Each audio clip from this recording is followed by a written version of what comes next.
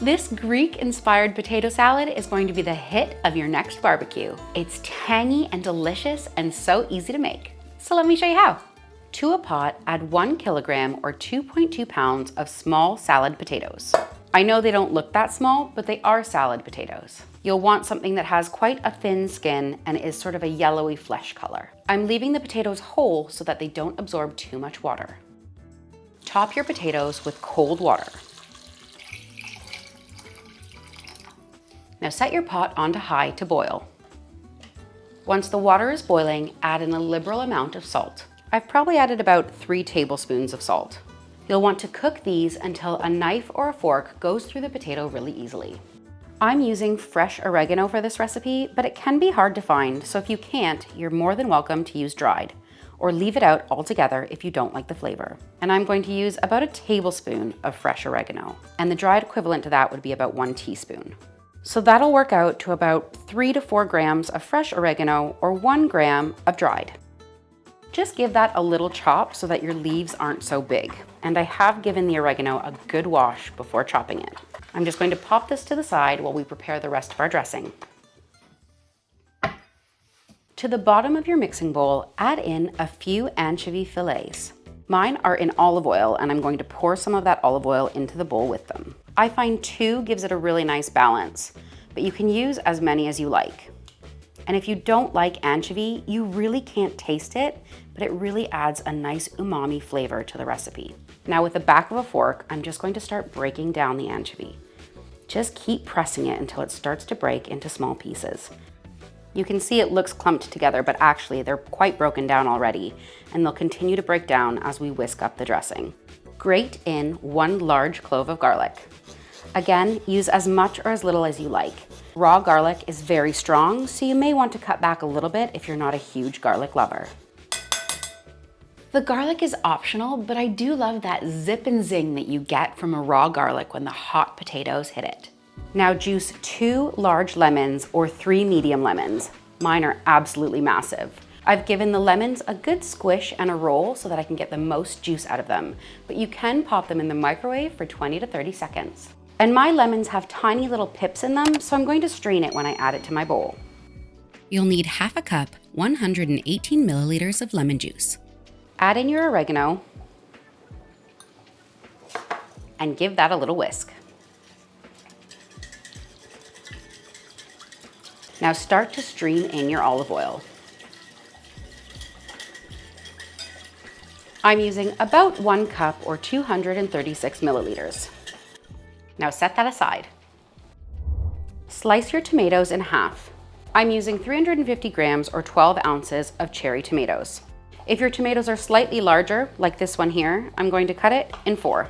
Either way, you want to cut them because the juice does add to the dressing, so don't leave them whole.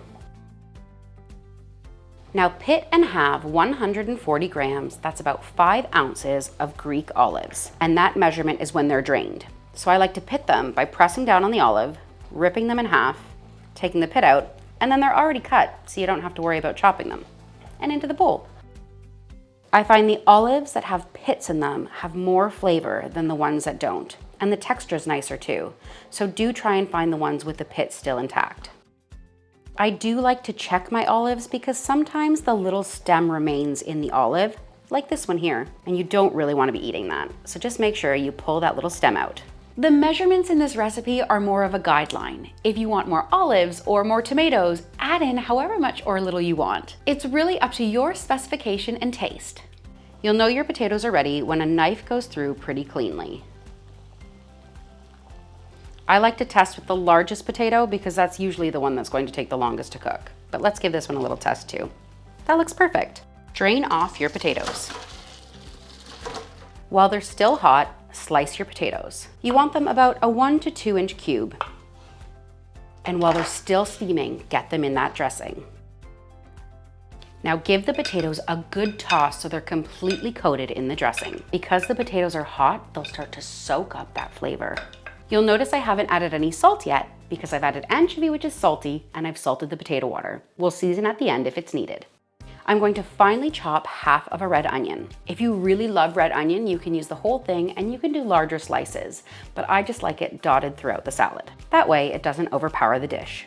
To finely chop, make a sunburst pattern in your onion, and then just slice down the front. If you still find the flavor of the onion too pungent, you can soak it in cold water for about 10 minutes to help remove some of that sting. Pop the onion into your bowl with the rest of your ingredients.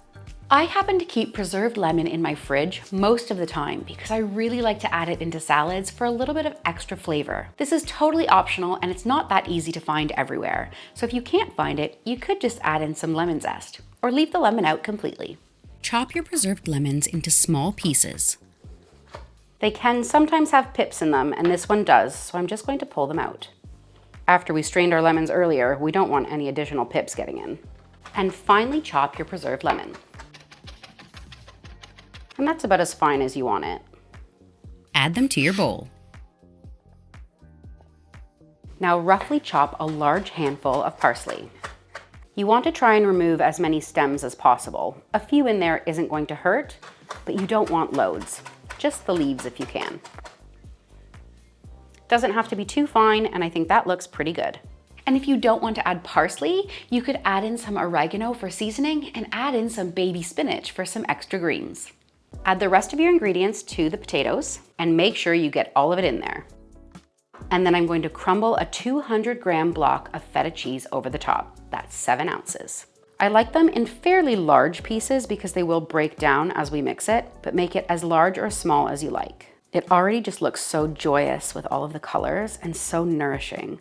Now give that a good toss.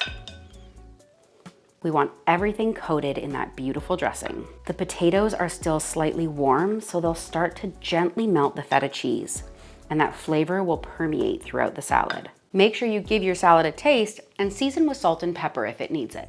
Doesn't that look like an absolute showstopper?